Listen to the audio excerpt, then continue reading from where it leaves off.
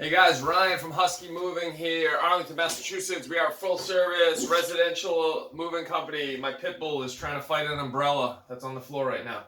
You're adorable, and I love you. Full service residential and commercial moving company. We do disposal, we do handyman work, what do we do? Light plumbing, a little bit of yard work, although I hate it. A lot of random stuff around the house. Not just a moving company. Kind of transitioned away from just moving. Which is something I would encourage you to do if you're watching this video, because home projects obviously go hand in hand with moving. Once you get in the front door of someone's house to move or to do assembly work or to do disposal, obviously you now have a gateway to any future projects that involve their house. So as we all know, every house on the planet has a million things go wrong with it all the time. So if you can do moving, that's fantastic, but you're only going to get called for moving jobs. If you expand your skill set into all these other things, now you can keep more and more and more busy, because realistically a move can only happen, most people move most people move once a year. Every once in a long while someone will have a situation where they move a couple times a year, but it's pretty rare. So once a year, so by default, it's a relatively small subset of jobs. Now, it goes without saying there's a shitload of moving jobs, obviously. But like any business, the more you can expand, a movie theater doesn't just sell movies, it sells popcorn and Skittles and Diet Cokes and Cokes and, monthly passes and all sorts of random shit to generate revenue. So what I would encourage you to do, if you own a moving company or an assembly company, is open up your skill set. It does a bunch of different things, not the least of which is for a guy my age. I'm 45. I'm about to be 46 in like a month, 2 months, something. It allows you to limit the wear and tear on your body, which for you 20-year-olds is not a huge deal because you guys are animals, but for the older guys who have been doing this for 20 years, it's a super real concern. So theoretically, it will allow you to go a lot longer in the industry, which means you can make a lot more money and obviously a lot less wear and tear. Anyway, I'm completely getting off tangent right now, but the point of the story, where I'm going with this, is kind of relevant, because I just got a call this morning from a woman. I actually had a job this morning. Let's start there. I had a job this morning booked at 11 o'clock, which is a late start for me, but the woman's a mom. She lives over in Charlestown, tends to want to start later. She's also a really good customer. They pay what I would consider to be on the higher end of the spectrum for what they have me do. She's easy to deal with. She's a good-looking girl. She's fun to talk to. The husband is great. There's a lot of money within the home, which theoretically is good for me because it sets me up for long-term success with them. But one of the things that I have to deal with them is they have a young baby, so by default, there's a lot going on. I believe the guy he's some sort of a business, like finance guy. So he's usually in his office doing work, and I usually deal with the woman. But she's got a lot going on. She's a young mom, blah, blah, blah. So she canceled on me this morning like 2 hours before I was supposed to be at the job, which sucks. It sucks bad because I've already scheduled my day around this job. But rather than get upset about it, I was like, listen, you've been working nonstop for a while. I worked all weekend. I worked all weekend the weekend before that, all weekend the weekend before that. Take it as a day to just chill, get your bearings back, blah, blah, blah. Then I get another call from a woman who wants me to reset She wants me to reinstall a new lock set for her on an old door. She sent me a picture. It's typical of where I live in Arlington. Old house is probably roughly 100 years old. It's still got most likely the original door, the original lock set on there. She wants to switch it out for something more modern. So I'm going through the process with her, and I'm talking to her back and forth, and she's asking me about cost and blah, blah, blah. And then conversationally, might have been the wrong thing to do. Now, I'm aware of that, but I also don't. Sometimes my motives are not the same motives that you might have, and that's okay. We're at different stages of our life. We have different priorities, blah, blah, blah. So one of the things I said to her in conversation was, this is a relatively easy project. If someone wants to get their hands dirty, it's actually not a big deal. I've done it like every door in my house, literally every door in my upstairs house. Probably 30 door handles have been switched out by me. It's not a huge deal. As long as you're willing to get your hands dirty and do a little sweat equity. And I told her that. And she said, well, I don't have the tools, blah, blah, blah. And I said, if you decide you want to tackle it on your own, you don't want to pay for someone, I got all the tools in my house. You're welcome to borrow them if you want them. Good idea, bad idea, I don't know. I honestly don't know. It might have been a terrible idea. But keep in mind, my motives are not necessarily your motives, and that's okay. So when I do things like this, I'm aware that potentially I'm giving them an option to run away from me work-wise. In that moment, I get it. I'm aware of what I'm doing. But I'm also kind of a firm believer in two other things. A, I'm a firm believer in teaching a man to fish for a number of reasons. But the main reason is because when I was young, I didn't really have anyone in my life that was willing or able to teach me these things. There was no real, I'm going to use the term male figure because more often than not it's a male. I think we can agree, even though I know I'm being sexist right now. I didn't have a male figure in my life that was willing to do this for me. And so I think now that I've gotten older and I have the ability to help other people, I'm more likely, because I know what it feels like to not have someone. When you have a project you want to get done and you have like literally nowhere to go, and you got to keep in mind, I'm about to be 46, so there was no YouTube at the time. Like now any moron can go online and search for videos. But at the time when I was young, when I needed help, there was no YouTube. You couldn't just go on your computer. You had to have someone in your life that was willing to say, here's how you do it, blah, blah, blah. I didn't have anyone like that, which is not a sob story. It's okay. But the point of the story is it's made me more likely to seek out people who want to take on these challenges and try to help them, because I know what it feels like not to have someone, like a resource. And I also know what it feels like to have a resource that you can go to anytime you need a question. And it's an amazing thing when you have someone that you can go to. So that's part of the story.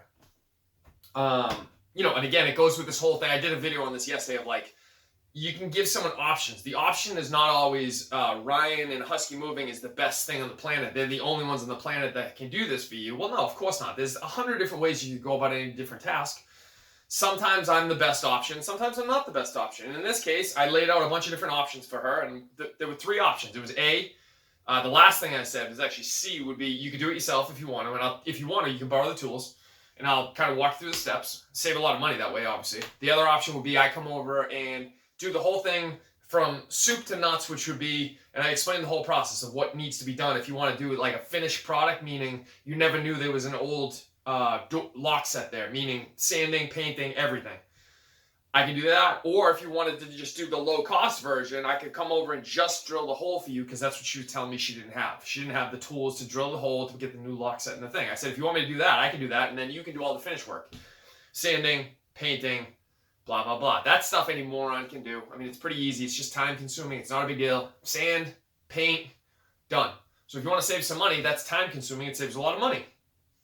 3 different options. And she's like, well, to be honest with you, I gave some thought to doing it myself. I just didn't have the tools, so I got nervous. And I was like, all right, well, I mean, if you decide you want to do it, I got the tools. It would just take me a little while to get them all situated, but I can almost guarantee you I'm going to have everything you need.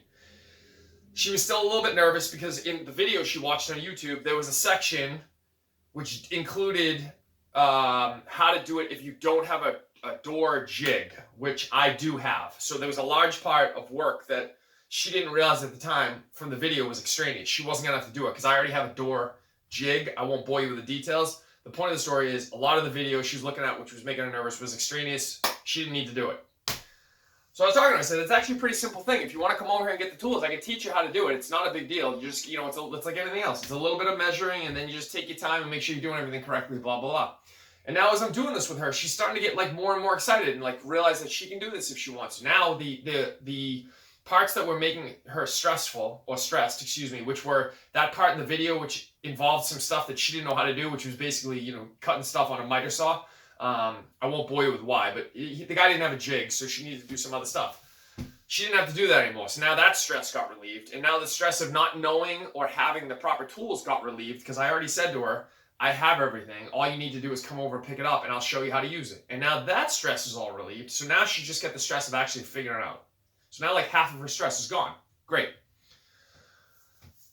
Now, what did I lose in this scenario? I lost money for sure. But to be fair, I didn't have the money to begin with. She didn't book with me. She had contacted me to see if there was something I was potentially willing and able to do. And if so, how much was it going to cost? So we hadn't even got to the point of me setting up the job yet. So it wasn't necessarily even a job for me to lose. Although, if I'm being honest with you, do I think I would have booked it? Yes, because I'm arrogant and I think I book everything, I think. But that's not the reality, obviously. So in that moment, I lost a little bit of money for sure, because she's going to borrow my tools and blah, blah, blah, blah. But what I think I gained, and I'm going to have no way of knowing this, obviously, unless she posts on like Facebook or something. But my guess would be at some point, she's most likely to go on like Facebook and blow up my shit on Facebook, or anytime she sees my name on Facebook listed from another person, she's going to go on Facebook and be like, oh my God, he helped me and here's what he did and blah, blah, blah. Which to me, long term, now this is not why I did it. I want to be real clear. This is not why I did it. I didn't do it for this reason in particular. I did it because I consider myself to be a trustworthy person, and my goal in business is to lay out the options for you and have you tell me how you want me to play it out based on your needs, not my needs. And that's very important. That's why I did it. Not because I thought long term it was going to be a good advertising thing. But long term, I do think it's going to be a good advertising thing because, like I said, she's going to blow up my shit. Anytime she hears my name or the company's name, she's going to blow up my shit, most likely to anyone who is in the near vicinity of her, and explain why she's doing it and why she thinks I and the company is amazing, blah, blah, blah. That to me is way, way, way, way more valuable than a couple $100 or $400 or $600 or whatever this project would wind up being. I don't even know what it would be. And so again, I want you to encourage you guys to try to think long-term, not short-term. Now in this moment, I can't stress this strongly enough. I wasn't doing it for that reason. And I don't even know if necessarily I was thinking long-term for that reason, but I was definitely thinking long-term for, in the moment, what's best for Ryan O'Connor is money in my bank account. That's it. In the moment, that's it. Long-term, what's best for me and the growth of my company is not money in my bank account. It's actually the trust that people put in me and my business, knowing that they can call me and they're going to get a fair deal. They're going to hear what they need to hear, even when they don't like it. I'm going to be there for them, even when it doesn't benefit me, which is what the case is today. This is in no way really benefiting me today. I'm not getting anything out of it. If anything, I'm losing a decent portion of my day because I had to go down to the basement, find all my tools, get them together. I spent a good amount of time with her, text messaging back and forth, explaining things about like how you use tools and what I have and what I don't have and what she would need, blah, blah, blah. So in the short term, I'm definitely losing. But in the long term, which is what I'm most concerned about, I definitely think I'm going to gain from this somehow. And it won't be money today. It will most likely be money in the bank down in the future. But more importantly than that is the advertising that you get. In my community in particular, I'd say we're a little different than the average community in America for sure, for a number of reasons, not the least of which is I think we tend to swing. Probably the main difference is in terms of affluence, we're definitely on what I would consider to be the higher end of the spectrum for average. Now, it's not LA, it's not New York City by any stretch, that's not what I'm saying. But people here tend to have more money, disposable income, than the average city in America by far. Like, it's not even close. So they're willing to pay for things that other people might not have the ability to pay for. Many times that's convenience. That's one way we differ. The other difference, I would say, if I had to guess, I would say because our home prices tend to swing a little bit higher than the average community, we tend to have older people because obviously they're tend to have a higher salary and more money in the bank, so they can afford a house here, as opposed to young kids who typically can't afford a house here. So again, that is another difference of who I'm dealing with in particular. The reason I mention this, the wealth thing, I don't think has anything to do with what I just mentioned, but the older clientele, I definitely think has a lot to do with it for a number of reasons. So obviously it goes without saying that generationally, everyone believes in like trusting businesses. I get that. I'm aware of that. However, times have definitely changed. So the customer on the higher age spectrum is going to have grown up with different things. Like they didn't grow up with Yelp. They didn't grow up with Facebook. They didn't grow up with having the ability to call or set up an appointment on their phone using an app. That's not like a thing. Like back in the day, a lot of these people in Owen's home around me grew up using like Yellow Pages or something. And that's important because they process their information differently sometimes than the younger generation does. Not better, not worse, just differently. And that is important to what I'm talking about here because, and again, I can't stress so strongly, I'm not saying millennials don't process information the same way sometimes, but I definitely do think there's a little bit of a difference when someone goes on Facebook and posts about me or my business and it's seen by like 500 people. The older people, I think, could be wrong, from my own experience, process it a little bit differently. Like if some random neighbor that they've never met before comes, oh, you got to use this guy and here's why. my experience has been that like everyone on the planet on that Facebook listing, most of whom are older, are like, oh my God, we're gonna call them. We got this to do. We got this to do. I'm so glad we have someone in our neighborhood that we can trust. Blah, blah, blah. And they seem to process things a little bit differently than millennials do. Millennials tend to want things a little bit more conveniently. My experience has been they want to do a little bit less work. I don't think that they grew up having the same, how do I say this gently? Times were different back when my parents were hiring companies than they are now. And I'm not saying better or worse. It was just slightly different in how you vetted companies. And so I think older people tend to, could be wrong, tend to like that word of mouth and cherish it a little bit more. It's more important to them, a little bit more important to them than I think it is to millennials. And I could be wrong. It's just my experience. Anecdotally, in my very small company, I don't profess to be an expert. That's what I've noticed anecdotally. And so the reason I mention all this is because that small gesture of giving these people my 10 tools, whatever it's going to be, if they go online and they post on Facebook, it's going to generate a tremendous amount of advertising. And when I say advertising, it's the advertising that I want and care about. I don't want to pay for advertising. I don't think I should have to pay for advertising. I want you guys to advertise for me. I'm going to do the work. I'm going to kill myself, and you're going to talk about me. Because the best advertising you'll ever get is past customers. If you're really great at what you do, they're going to blow up your shit to everyone around you, especially in the service industry where people are nervous and stressed to begin with. They think they're going to get taken advantage of. They think you're not going to show up on time. They think you're not going to do what you say you're going to do. When you do all those things, when you don't do all those things, by default, you're already above the vast majority of people because a lot of people in the service industry don't do those things. That's the word of mouth I want. That's the advertising I want. I don't want to be paying for like Facebook clicks and shit because I don't want to get those customers. I want to get the customers that don't give a shit about cost per se. I want to get the customers that give a shit about an experience, and they'll pay more for that experience. When you get this word of mouth people who go online and they say you can trust this guy or he shows up when he says he's going to do, you can charge them more by default because now you're no longer just a locksmith or a door setter or a guy who can chisel out a hinge. There's a lot more that goes into it, which you should be selling. That's what you should be selling. At the end of the day, nobody really gives a shit about the lock handle. It's not a big deal. What they care about is that they have a random stranger coming into their house. They need to know, can I trust this guy? Does he show up when he says he's going to do? Is he going to try to screw me when it's time to pay the bill, or is he just going to be easy to deal with? Does he have my best interests in heart? How much are all those things worth? And I could keep going, obviously, but how much are all those things worth? Is it worth my hourly rate? I think so. That's what you're going for, that kind of revenue, that kind of advertising. So sometimes it means getting rid of a job. And like in this case, I got rid of a job. I potentially could have booked this job and made some good money today. And in actuality, I could have booked a job and then still had her do all the referral stuff and still have her blown up my shit to all my friends and said how amazing it was. For sure, 100% that could have happened.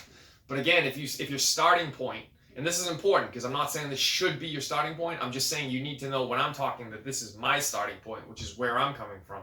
If your starting point is the person I want to be known for is not what's best for me. What I want to be known for is I got to figure out what's best for you and then work around that. So if that's your starting point, then did I make a good decision today? I think so. And if that's not your starting point, then I made a terrible decision today. And that's okay too. If you want to discuss that in the comments and tell me how terrible I am as a businessman, more power to you. Because like I said, I started off the video by saying I don't even know if I made the right decision or not. I might have made the wrong decision. I don't fucking know. I'm just looking at it from one lens, which is my lens. Anyway, guys, thanks for listening. As always, if you have any questions, you can get a hold of me with email in the back of the video. My website, huskymoving.com, is in the back of the video. I am Ryan O'Connor, Husky Moving, Arlington, Massachusetts. Got any questions, hit us up. And again, as always, like and subscribe. Thank you, guys.